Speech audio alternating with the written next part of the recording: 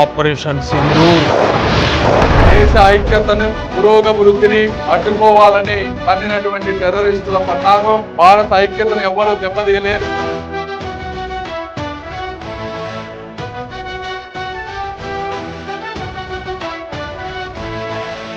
శ్రీ నరేంద్ర మోదీజీ గారు ఒక బలమైన సంకల్పంతో అన్ని వర్గాల ఇంటెలిజెన్స్ తో మాట్లాడి సమయం తీసుకొని నింగి, నేల, నీరు 3 మార్గాలలో సైన్యాన్ని సన్నద్ధం చేసి టెర్రరిస్టు స్థావరాలపై యుద్ధం చేసి అనుకున్న విజయాన్ని సాధించారు. ఈ రోజు భారతదేశ విశాల ప్రయోజనాల దృష్ట్యా దేశం ఆర్థికంగా ముందుకు వెళ్తుంది. ఎటువంటి సిచ్యువేషన్ లో ఈ కాలంలో యుద్ధాలు మంచివి కావు. అదే విధంగా మన ప్రపంచ దేశాలతో ఈ రోజు ట్రేడ్ చేస్తా ఉన్నాం. అన్ని విధాలుగా ఆలోచించి ప్రధానమంత్రి మోదీ గారు ఒక బలమైన నిర్ణయాన్ని తీసుకున్నారు. వింగ్ కమాండర్ శివంగి ఓమికా సింగ్ గారు స్త్రీలోని ఆకాశమంత ఆత్మవిశ్వాసాన్ని ప్రదర్శించారు. మన ఆంధ్రప్రదేశ్ నుంచి మురళీ నాయక్ గారు వీరోచితంగా పోరాడి ప్రాణాలు అర్పించారు. సయ్యద్ ఆదిల్ హుస్సేన్ వారు తన ప్రాణాలని కవచాలుగా పెట్టి ప్రజల ప్రాణాలను కాపాడడానికి ట్రై చేశారు. వారందరికీ కూడా మనస్ఫూర్తిగా గుంటూరు ప్రజల తరపున, ఆంధ్రప్రదేశ్ ప్రజల తరపున, భారతదేశ ప్రజల తరపున కూడా వారందరికీ కృతజ్ఞతలు తెలుపుతా ఉన్నాం. అదే విధంగా యువత అందరికీ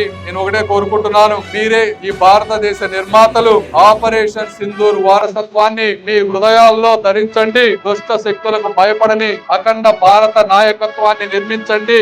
ఐక్యతతో, ఆత్మవిశ్వాసంతో ఇలాంటివన్నిటిని ఎదుర్కొంటామని మీ అందరికీ తెలియజేసుకుంటూ అందరికీ కూడా మనస్ఫూర్తిగా అభినందనలు తెలుపుకుంటూ సెలవు తీసుకుంటాను. Thank you.